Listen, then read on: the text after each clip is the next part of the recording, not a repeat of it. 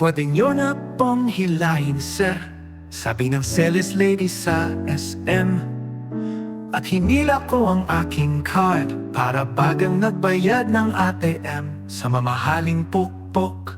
Ngunit bumili lamang talaga ng barbecue at maharinang Shanghai. Ulam namin ni Mrs. at aming anak. Paglabas ay may mga makinang maingay sa kanto o makalawa. Dinuduro konkretong binuo noon pa. Tinutupok ang dating lupa para ipasok ang bakal na sanga.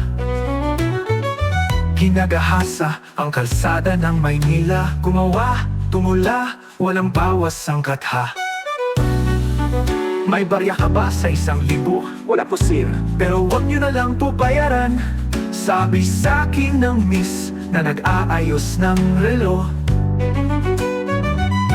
Pinipinta mga buhay ng madla, may mga kakaiba, may mga magkakamukha.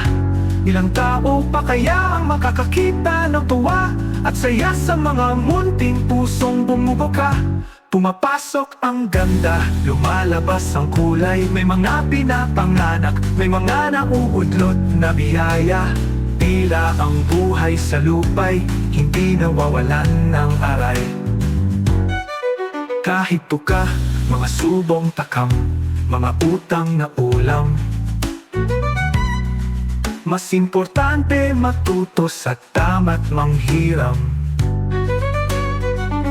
Sa kahit anumang tag-araw, dumating man ang mundo'y magunaw.